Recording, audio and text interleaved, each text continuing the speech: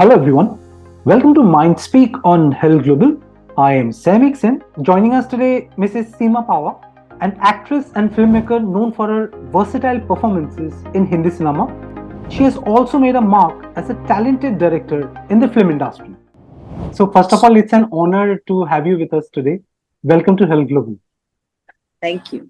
Okay, so let me begin by asking you, what inspired you to be an actor? My mother. Okay. Because yes, क्योंकि वो बहुत सालों से I think she was the first lady, one of the first lady in television in 1947 when the television started. Okay. So because of her, I'm in this field. मैं hardly मेरे ख्याल से 5 साल की थी तब मेरा ऑडिशन हो गया टेलीविजन पे and then I started working on that. Okay. What kind of role theater play in your career? I'm sure it must have played a huge role. Yes, definitely, because theater is the only exercise for actor. क्योंकि otherwise आप रियाज मतलब musicians जो हैं वो रियाज करते हैं, dancers भी रियाज करते हैं, पर एक्टर के लिए कोई रियाज है नहीं, क्योंकि हम रोज स्क्रिप्ट लेके नहीं बैठ सकते, रोज कोई अपनी आवाज की एक्सरसाइज नहीं कर सकते. बट मुझे लगता है कि एक्टर के लिए थिएटर तो मस्ट है और वो सबसे बड़ी एक्सरसाइज है उसके लिए. बिकॉज एक और रीजन ये भी है क्योंकि आपका इंटरेक्शन जो है वो डायरेक्ट ऑडियंस के साथ होता है. सो यू नो कि आप कहाँ खड़े हैं, आपकी पोजीशन क्या है ऑडियंस के सामने, तो आपको इमीडिएट जो रिएक्शन मिलता है उससे बहुत कुछ सीखने को मिलता है. क्योंकि हम टीवी करते हैं या फिल्म्स करते हैं तो वो रिकॉर्डिंग हो गई, किसी ने देखी, कोई कभी मिला, उसने कभी तारीफ की, तो वो बहुत लेट रिएक्शंस हैं जिससे एक्टर अपने आप को चेक करने में उसको थोड़ा वक्त लग जाता है. बट थिएटर क्योंकि इमीडिएट रिस्पॉन्स करता है आपको, और इसलिए एक्टर को मालूम पड़ जाता है कि ये मेरी परफॉर्मेंस चल रही है या ये नहीं चल रही है, इसको मैं कितना और माजूं कि मैं कन्वे कर सकूं अपनी परफॉर्मेंस में जो भी फीलिंग्स हैं उनको. सो मुझे लगता है theatre is the must for the every actor. Yes. मैं अगर आपको पूछूं आपके मेंटर कौन रहे या फिर मेंटर्स कौन रहे, तो किसका नाम याद आता है?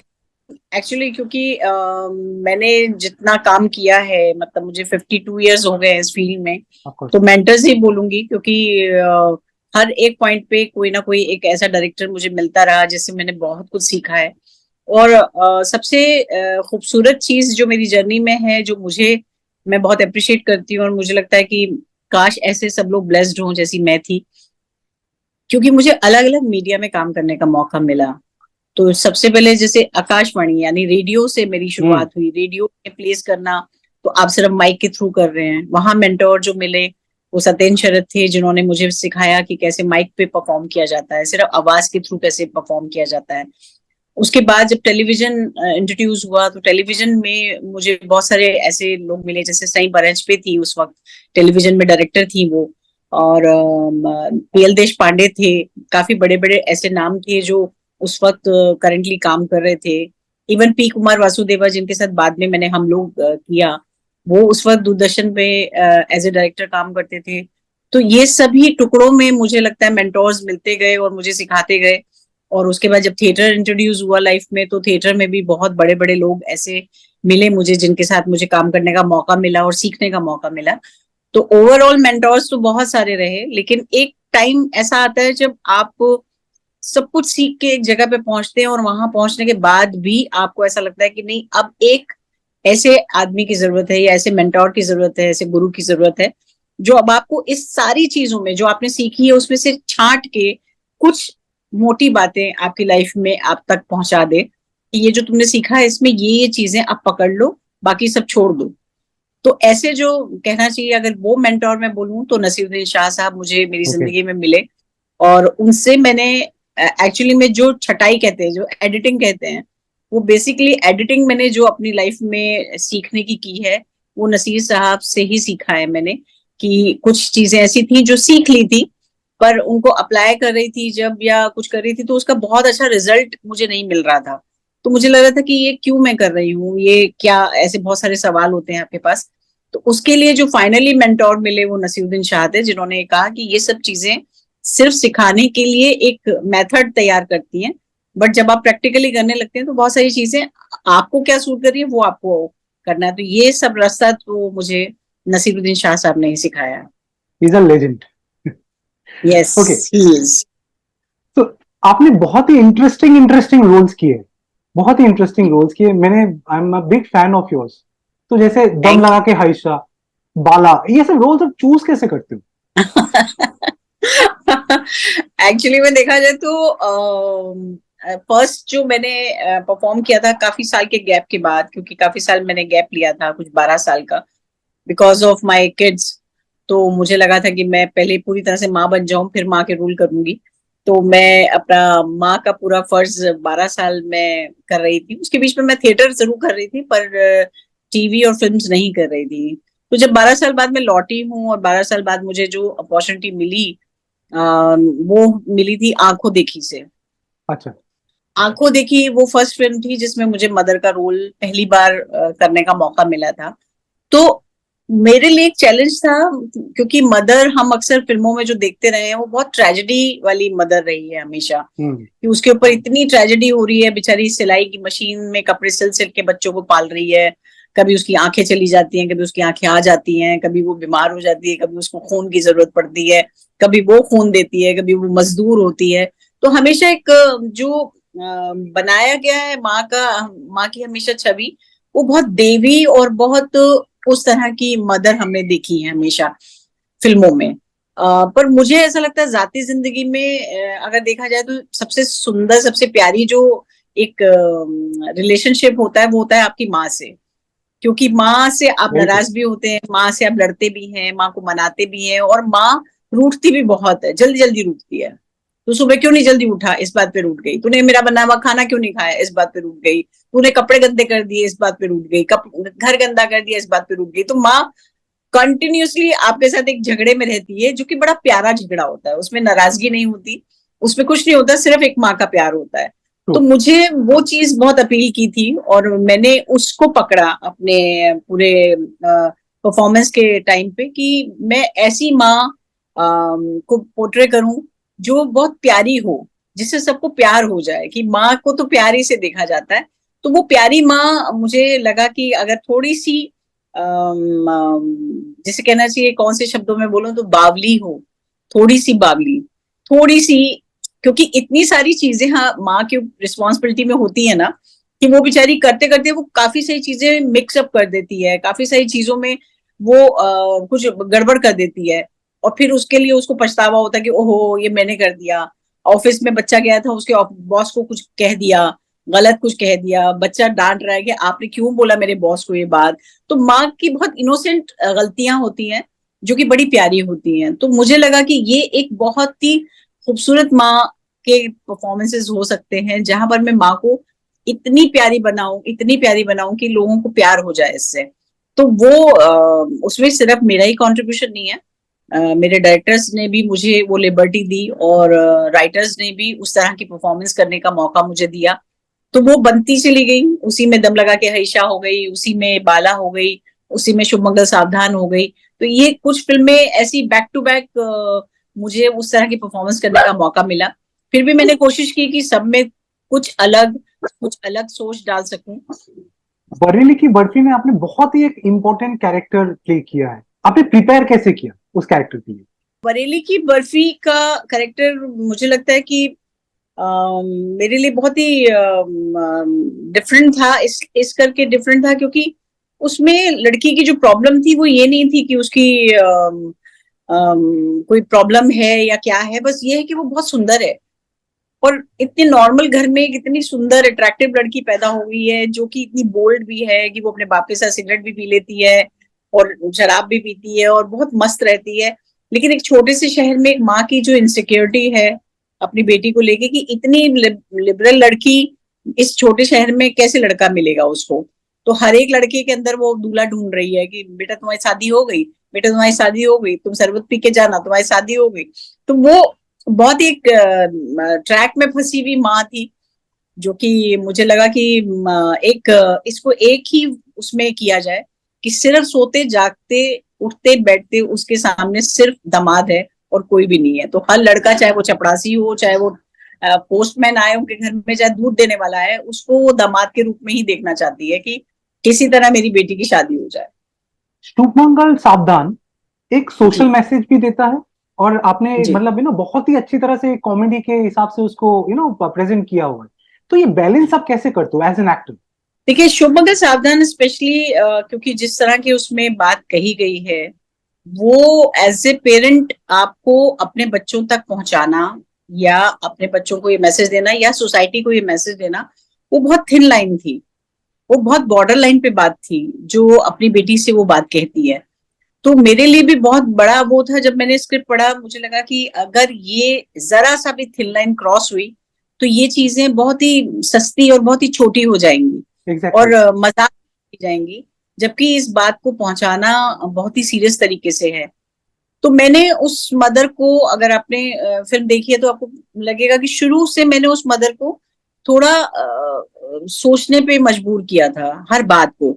तो शुरू में चाहे वो कोई भी बात सोची कि अच्छा ये पास हुई थी कि नहीं हुई थी, इसके नंबर इतने आए थे कि नहीं आए थे, तो वो एक डाउट उस औरत को शुरू से मैंने दिया, ताकि जब तक हम वहां पहुंचे, जब तक हम क्लाइमेक्स पे पहुंचे या जब तक हम इतनी सीरियस बात कहने के लिए पहुंचे, तब तक आपको मालूम हो कि माँ हर चीज को कैलकुलेट करती है, ना कि इसको प्रीची प्रीची बनाना है कि बस बोलने के लिए उसको बोलना है। वो कैलकुलेट कर रही है कि अच्छा तो गुफा तक क्यों नहीं पहुंचेगा, अली बाबा को तो काम ही गुफा तक पहुंचना है।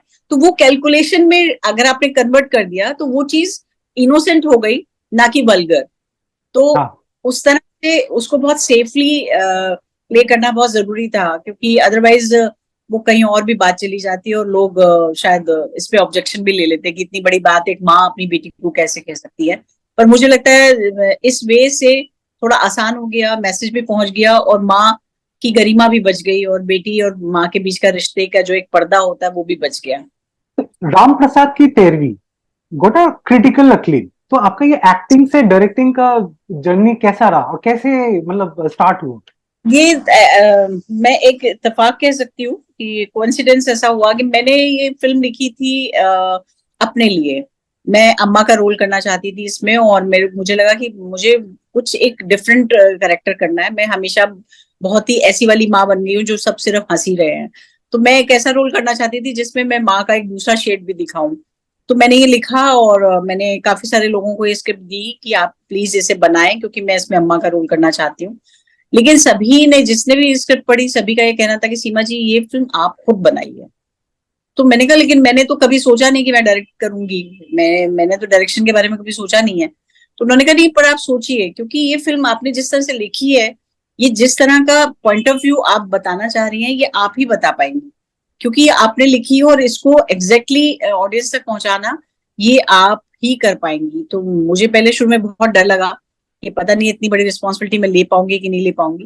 बट क्योंकि थिएटर में मैं काफी प्लेस डायरेक्ट करती रहती हूँ, तो इस वजह से शायद एक कॉन्फिडेंस एज ए डायरेक्टर तो मुझे था कि मैं कर पाऊंगी। पर क्योंकि सिनेमा अलग माध्यम होता है, उसमें लेंसेज होते हैं, शॉर्ट्स होते हैं, तो वो लैंग्वेज जो होती है, जो टिपिकल लैंग्वेज होती है कि कौन सा 130 लगाना है, 110 लगाना है, 60 लगाना है, वो सब मुझे नहीं मालूम था कि कौन से लेंसेज की बात करते हैं। पर फिर मुझे था कि फिर जब सबने कहा तो एक इच्छा भी पैदा हो गई अंदर से कि चलो एक बार ट्राई करते हैं, मे भी बिल्कुल। शायद मैं अपनी बात पहुंचा सकूं लोगों तक। तो ये सब चीजें बनती चली गई और मुझे डायरेक्ट करने का मौका मिल गया और मैंने फिल्म बना ली। तो इसके आगे का और क्या plan in terms of directing? Plans तो बहुत सारे हैं और बहुत सारी स्क्रिप्ट्स भी मैं ऑलरेडी लिख चुकी हूँ, मगर शायद ऐसा हुआ कि मतलब एक मुहावरा बोल सकती हूँ उसके, कि जब तक मैंने छाता खरीदा बारिश बंद हो गई थी। तो कहने का मतलब ये है कि जब तक मैं उस तरह की इमोशनल स्क्रिप्ट और लिखती, तब तक हमारे यहाँ जो ओटीटी प्लेटफॉर्म है या हमारे प्रोड्यूसर्स कह लीजिए, उनका रुझाव सारा क्राइम पे चला गया है, मार धाड़ ये सब। तो मेरी स्क्रिप्ट अभी उनके लिए वर्क नहीं कर रही हैं, जबकि अच्छा। मैं बहुत फैमिली ओरिएंटेड फिल्म्स बनाना चाहती हूँ। मुझे हमेशा से मेरे आइडियल रहे हैं ऋषिकेश मुखर्जी, कि मुझे लगता है कि ऐसी एक फिल्म जो एंटरटेन भी करे आपको, एक कहानी भी बताए और एक इमोशन भी जगाए, वो एक कंप्लीट मेरे लिए सिनेमा वर्क करता है। तो शायद अभी ऐसा टाइम चल रहा है कि वो लोग इस चीज को अप्रिशिएट नहीं कर पा रहे हैं। अभी उनको काफी सारी चीजें ऐसी चाहिए जिसमें वायलेंस हो, जिसमें क्राइम हो। तो वो मेरा नहीं है सब्जेक्ट, तो मैं उस पे तो नहीं काम कर सकती।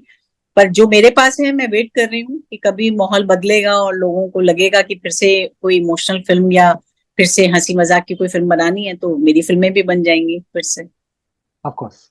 सो मुझे पर्सनली लगता है हम लोग मतलब टेलीविजन का एक मतलब ग्रेटेस्ट शो रहा।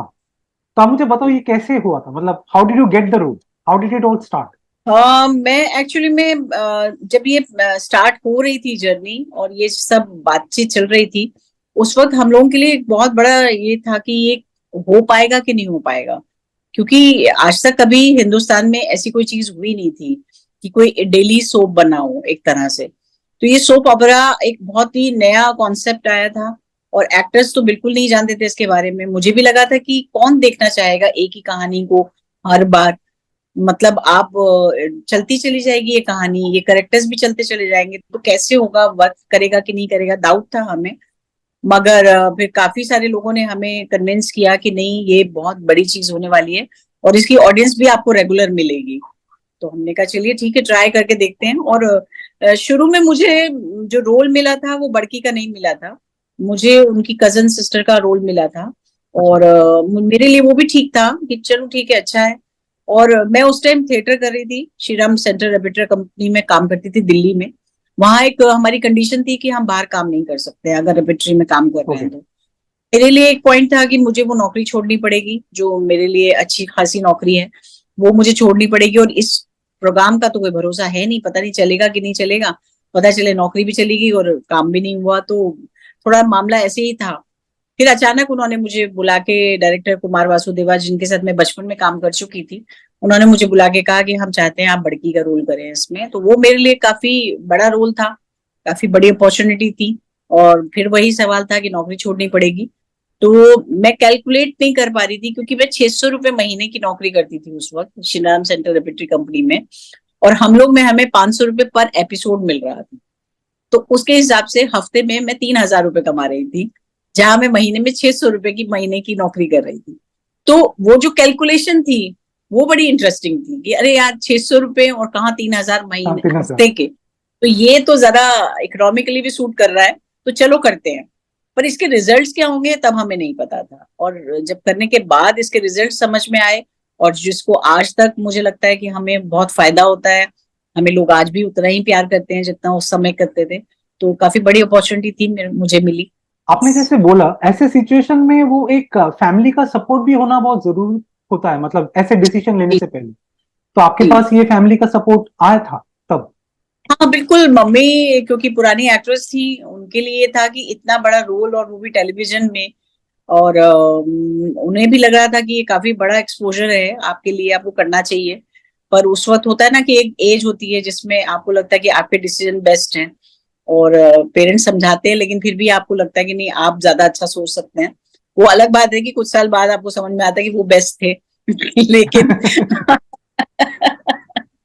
लेकिन उस वक्त मेरे सामने थिएटर बहुत इंपॉर्टेंट था और मैं थिएटर ही करना चाहती थी लाइफ में। तो इसलिए मेरे लिए बहुत ऐसा नहीं था कि मैं बहुत एक्साइटेड हो गई थी। बट डेफिनेटली मैंने जैसे कहा कि पैसों की कैलकुलेशन और वो सब जब लोगों ने समझाना शुरू किया, तो मुझे लगा चलो ठीक है, देखते हैं, रिस्क है पर देखते हैं। पर क्योंकि सबसे बड़ा अट्रैक्शन उसका ये था कि पहली बार, और आज तक अभी भी कभी ऐसा नहीं हुआ, पहली बार स्टार्ट हो रहा था और 52 एपिसोड के सिनॉप्सिस जो थे वो हमें पहले दिन दे दिए गए थे। तो ये एक सबसे बड़ी चीज थी जो आज कभी भी नहीं होती है, आज तक नहीं हुई टेलीविजन में, कि 52 एपिसोड के सिनॉप्सिस हर एक्टर के हाथ में हो और उसे मालूम हो कि वो उसकी कहाँ से शुरू होने वाला है उसका रोल और कहाँ तक, किस क्लाइमेक्स तक जाने वाला है। तो मुझे लगता है कि ये एक बहुत बड़ा अट्रैक्शन था, क्योंकि उसके राइटर बहुत बड़े थे, मनोज श्याम जोशी, और उन्होंने बहुत क्लियर थे अपने आप को लेके। और जो बड़की का ग्राफ था वो मुझे बहुत अट्रैक्ट कर रहा था, क्योंकि कहाँ वो एकदम कमजोर सी और ऐसी लड़की, और कहाँ फिर आगे जाके वो सोशल वर्कर हो जाती है। तो वो सब चीजें, वो उसका ग्राफ बहुत अच्छा था, तो वो मुझे मजा आया करने में। आपका अपकमिंग फिल्म यात्रिया, उसके बारे में थोड़ा सा बताइए। यात्रीज का बहुत अच्छा कॉन्सेप्ट है, और का स्क्रिप्ट मुझे बहुत पसंद आई थी, इसलिए क्योंकि मिडिल क्लास हमेशा जो है अपने सपने पूरे करने में हिचकिचाता है। वो जरूरतों में इतना फंस के रह जाता है कि उसको लगता है कि अगर जो भी पैसे आए हैं, जो भी सेविंग आई है, उसका यूटिलाइज जो करना है वो ऐसी चीज में होना चाहिए जिससे आगे फ्यूचर में कुछ काम आए। उसके लिए एंजॉयमेंट, उसके लिए घूमना फिरना, उसके लिए मस्ती करना, एंटरटेन करना अपने आप को, वो बहुत सेकेंडरी चीज है। बट इस फिल्म में जैसे उस चीज को इतना खूबसूरती से बताया गया है कि मिडिल क्लास के लिए जितनी जरूरत खाने की है उतनी जरूरत एंजॉयमेंट की भी है। तो स्क्रिप्ट की अट्रैक्शन की वजह से यात्री करना मेरे लिए जरूरी था, क्योंकि मुझे लगता है कि इस तरह की कहानियां लोगों तक पहुंचना काफी उनको जागरूक करती हैं कि आप अपना वेकेशन या आप अपनी लाइफ में एंटरटेनमेंट, इसकी इंपॉर्टेंस समझें अपनी फैमिली के लिए। Okay, Indian cinema from theatre to OTT, मतलब ये जो जर्नी रहा, जैसे वो पूरा जो सिनेमा, इंडियन सिनेमा इवॉल्व हुआ, इसके मतलब आपका क्या टेक है? मतलब ये हम लोग सही दिशा की तरफ जा रहे हैं? देखिए, हमेशा कुछ साल बाद कोई एक नई टेक्नोलॉजी आती है और हम वन स्टेप अहेड जाते हैं। बहुत अच्छी बात है, बहुत ही जैसे स्पेशली मैं ओटीटी के लिए कहूंगी कि ओटीटी आने से बहुत सारे ऐसे कलाकार जो घर में बैठे थे, जिनके पास कोई काम नहीं था, क्योंकि देखिए हर एक मीडिया का ना अपना एक तरीका है। जैसे टेलीविजन है, टेलीविजन तब तक बहुत ही आसान था करना जब तक डेली सोप नहीं बना था, क्योंकि डेली सोप का मतलब ये हो गया कि आपने एक जॉब पकड़ ली, अब आप उसमें फिक्स हो गए। अब उसके अलावा आप जिंदगी में और कोई काम नहीं कर सकते, यहाँ तक कि अपनी फैमिली भी नहीं चला सकते हैं। तो वो जो रवैया चेंज हुआ टेलीविजन का, उसकी वजह से बहुत सारे एक्टर्स ने डिसीजन लिया कि हम टेलीविजन नहीं करेंगे, क्योंकि ये सारा टाइम ले लेता है आपका। आप कहीं पर जाके दूसरी फिल्म के लिए या किसी प्ले के लिए कोई स्ट्रगल नहीं कर सकते, सिर्फ टेलीविजन के हो गए। तो वो डेली सोप एक बहुत बड़ा मुझे लगता है कि कारण रहा है लोगों का कि टेलीविजन ना करने का, क्योंकि पैसा तो आप बना लेंगे महीने का, मगर आप फिर किसी और काम के नहीं रहते हैं। तो बहुत सारे लोग ऐसे जो और एक्सप्लोर करना चाहते थे या और बेहतर काम करना चाहते थे, उन्होंने अपने आप को कहीं रोक के अपने घर में बैठ गए थे। तो ओटीटी आने से, ये वेब सीरीज आने से, वो एक लोग हैं जो बाहर निकल के आए और जिनको काम भी मिला है।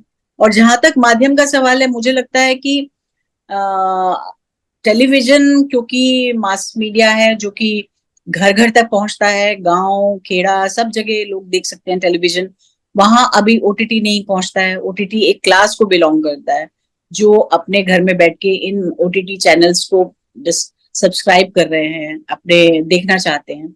वो लिमिटेड ऑडियंस के लिए है। और फिल्म्स जो है, फिल्म्स में भी ऐसी कैटेगरी दो बन जाती हैं कि कुछ आर्ट फिल्म्स चली जाती हैं जो ऐसी ऑडियंस के लिए बन जाती हैं, और कुछ कमर्शियल फिल्म्स होती हैं। और कमर्शियल के भी दो कैटेगरीज होते हैं, जहां पर एक बिल्कुल ही रिक्शा टांगा वालों के लिए बनाई जाती है फिल्म, और एक हम जैसे लोगों के लिए बनाई जाती है फिल्में। तो ये बहुत ही बड़ा मुझे लगता है एक सर्कल है जो एक दूसरे से कनेक्टेड भी है, एक दूसरे पे पास ऑन भी कर रहा है अपनी चीजों को। और ऑब्वियसली ओटीटी आने से एक फायदा एज ए डायरेक्टर और एज ए एक्टर मुझे ऐसा लगता है कि अब मेरी कोई भी फिल्म कोई भी आदमी किसी भी वक्त देख सकता है। जबकि पहले जब फिल्म रिलीज होती थी तो वो टीवी पे कभी आएगी तो आएगी, नहीं तो नहीं आई तो नहीं आई। बट इसमें अभी ओटीटी आने से सभी फिल्में आपको अवेलेबल हो गई हैं। आप जिंदगी में कभी भी चाहेंगे अब फिर से ये वाली फिल्म देखेंगे। तो वो जो एक नुकसान भी हुआ है, दूसरी सेक्शंस का नुकसान हुआ है, डीवीडी वालों का बहुत नुकसान हुआ होगा, क्योंकि अब डीवीडी कोई नहीं खरीदता। हाँ, अभी तो डीवीडी नहीं जाती, अब डिवाइस ही बंद हो गए हैं। अब लैपटॉप पे वो डिवाइस नहीं है, अब कहीं पर डीवीडी प्ले नहीं किया जा सकता। मेरे पास भी बहुत सारी डीवीडीज रखी हैं और अब यूजलेस हो गई हैं वो। तो वो किसी ना किसी को किसी ना किसी से फायदा या नुकसान तो हुआ है इस मीडिया में चेंज आने से। बट डेफिनेटली एक्टर एज पूछें या एज ए डायरेक्टर आप मुझसे पूछें तो मुझे लगता है कि ओटीटी से हमें बहुत ज्यादा फायदा हुआ है। और कहीं ना कहीं थिएटर वालों को नुकसान हुआ है, क्योंकि ऑडियंस अब जाती नहीं है फिल्में देखने के लिए जब तक कि बहुत बड़ा कोई अट्रैक्शन उनके लिए ना हो। तो फिल्म प्रोड्यूसर्स के लिए बहुत बुरा टाइम चल रहा है, क्योंकि वो समझ ही नहीं पा रहे। अगर वो फिल्म रिलीज करना चाहते हैं तो उन्हें स्टार चाहिए, स्टार चाहिए तो बड़ा बजट चाहिए। और ओटीटी में अगर वो अपनी फिल्म भेजना चाहते हैं तो उन्होंने भी अभी कंडीशन है कि आप पहले रिलीज कीजिए, रिलीज करने के लिए फिर से स्टार चाहिए। तो ये जो एक दूसरे से हौच पौच हो गई है, एक दूसरे से क्रॉस हो रहे हैं, उसमें भी अभी हम काफी सफर करने वाले हैं, काफी लंबा सफर करने वाले हैं। अभी थोड़ा सा हम खतरे में हैं जब तक कि इस प्रॉब्लम सॉल्व नहीं हो जाती, क्योंकि फिर वहीं कहीं घूम फिर के हम फिर स्टार्स स्टक हो गए हैं कि हाँ स्टार्स ही हमारी इंडस्ट्री को चलाएंगे। पहले जब बीच में ये टाइम आ गया था कि ओटीटी में नॉर्मल फेसेस भी बहुत अच्छा काम करके दिखा रहे थे, कुछ एक्टर्स हमने डिस्कवर भी किए इस दौरान जब ओटीटी आया कि अरे ये एक्टर थे कहाँ आज तक, ये तो बहुत ही कमाल काम करते हैं, और वो मेन लीड में आ गए थे। लेकिन अभी फिर से वही साइकिल वापस घूमी है कि फिर से हम स्टार्स को फिर वापस ओटीटी में लाना चाह रहे हैं। अब ओटीटी की भी कंडीशन ये हो गई है कि स्टार मेन होना चाहिए और बाकी सब एक्टर होने चाहिए। तो बेसिकली आप फिर वही फिल्मों वाला हाल है ओटीटी पे भी कि अभी भी हम स्टार के बिना सरवाइव नहीं कर सकते हैं। तो वो थोड़ा सा परेशानी की बात है, और मुझे लगता है कि इससे जल्दी जल्दी ब्रेक होना चाहिए। एक्टर्स बहुत अच्छे अच्छे टैलेंटेड एक्टर हैं। मुझे लगता है बिल्कुल। कि फिल्मों के लिए अगर हम स्टार्स को संभाल के रखें और हम लिटिल स्टार्स जो हैं वो अगर ओटीटी में चमक सके तो सभी एक्टर्स का भला होगा। वो थोड़ा सा प्रॉब्लम है। आपने इतना टाइम स्पेंड किया इस इंडस्ट्री में, उस हिसाब से मैं ये सवाल आपसे पूछ रहा हूँ as an actor, as a director.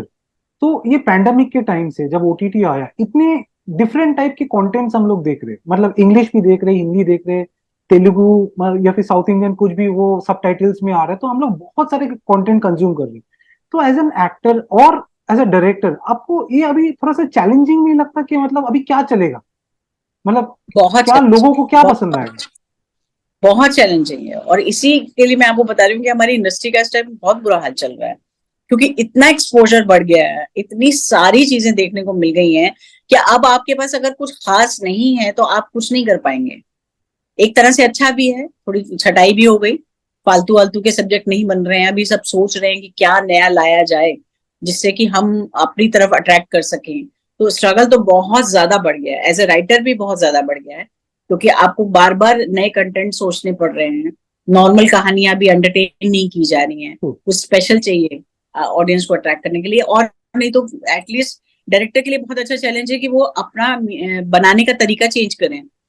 आप अब अपनी कहानी आप एक बिल्कुल नए तरीके से कहें, वो पुराने फॉर्मूले अब नहीं चलेंगे, क्योंकि उन पुराने फॉर्मूले और उन कंटेंट का तो भरमार पड़ा है, स्टोर भरा पड़ा है, कोई भी कहीं से भी देख सकता है। लेकिन अब नई चीजें कैसे लाई जाएं जिससे कि सिनेमा सिनेमा रह जाए और कहानी भी कही जाए और एक्टर को परफॉर्म करने का मौका मिले और एंटरटेनमेंट भी हो, और घर में आप लोगों को रोक सकें पूरा देखने के लिए। ये नहीं कि एक थोड़ा सा देखा फिर ब्रेक कर लिया फिर कहीं और चले गए, पूरी चीज आप देख सकें। तो इस वक्त हर एक के लिए, चाहे वो एक्टर है, डायरेक्टर है, प्रोड्यूसर है, राइटर है, एवरीबडी, सबके लिए इस वक्त बहुत बड़ा चैलेंज चल रहा है और काफी क्राइसिस में चल रहे हैं, फाइनेंशियली भी क्राइसिस में चल रहे हैं। क्योंकि अभी आप देख ही रहे हैं कि अभी थैंक गॉड की पठान और जवान ने कुछ हम्म। बॉक्स ऑफिस को हिलाया है, अदरवाइज सालों हो गए थे। बॉक्स ऑफिस का तो बहुत ही बुरा हाल चल रहा था, सिनेमा हॉल ऐसे हो गए थे कि बंद ही ना हो जाए। क्योंकि अभी थैंक गॉड कि फिर से एक रौनक आई है जवान और पठान से। तो हमारे जवान पठान बने रहे, ऐसे खान भी बने रहे जो हमारे इंडस्ट्री में पैसा ट्रेड करें, और ताकि हम लोग भी अपना घर चला सके, क्योंकि हम भी इन पे ही डिपेंडेंट है। हम भले ही चाहे क्रिएटिविटी की कुछ भी बातें करते रहे, हम चाहे भले ही ये कहें कि अरे ये फिल्में इसमें कुछ नहीं था, ये नहीं था, मगर सॉरी टू से अगर इंडस्ट्री में पैसा आएगा तो इन्हीं फिल्मों से आएगा। इसलिए यही बॉस रहने वाले हैं और यही कमाल करने वाले हैं, जो कमाल हम नहीं कर सकते हैं। हम थिएटर और एक्टिंग की बातें कर सकते हैं, बट ऑडियंस के सामने जो कमाल करने वाले लोग हैं वो यही लोग हैं, और यही इंडस्ट्री चलाते रहेंगे, और हमें हमेशा सेकेंडरी रहना पड़ेगा। ये हमारे लिए सत्य है, सबसे बड़ा सच यही है। मेरा लास्ट क्वेश्चन आपसे, आप अगर मतलब एक मैसेज देना चाहोगे जो अपकमिंग एक्टर्स हो, तो मैसेज क्या होगा, specially in a situation like this? सब्र कह सकती हूँ, थोड़ा पेशेंट रखना पड़ेगा, क्योंकि इसके अलावा हमारे पास कोई चारा है नहीं। अगर हम अपने पेशेंस खो देंगे और हमें लगेगा कि नहीं इमीडिएट हमें कुछ हो जाना चाहिए हमारे साथ, वो थोड़ा मुश्किल है इस इंडस्ट्री में। लक भी काम करती है, डेफिनेटली लक काम करती है। अगर आपकी लक है, हो सकता है आप आए बॉम्बे, आते ही आपको एक काम मिला और आप हिट हो गए, वो एक लक भी बहुत बड़ा फैक्टर है। अगर वो हर एक के हाथ नहीं लगती है लक, बहुत कम लोग होते हैं जो शाहरुख खान बनते हैं बॉम्बे आके। तो मैं यही कहूंगी कि पेशेंस रखिए, अपनी प्रैक्टिस जारी रखिए, अपने टूल्स हमेशा पॉलिश करते रहिए, ये ना हो कि आप उस चक्कर में कि अब पता नहीं कब मिलेगा काम, और अपनी सेहत बिगाड़ लें, अपने आप को बैड हैबिट्स में डाल दें, अपना ध्यान ना रखें और अपनी रीडिंग्स ना करें, अपनी अच्छी फिल्में ना देखें। वो आपको मेंटेन करना पड़ेगा, नहीं तो मुझे नहीं लगता इस इंडस्ट्री में सरवाइव कर पाएंगे। Okay Seema ji, thank you so much, आपने हमारे लिए टाइम निकाला, क्योंकि बहुत थैंक अच्छा लगा। It was very informative and I wish you all the best for your upcoming projects. Thank you so much. Thank you.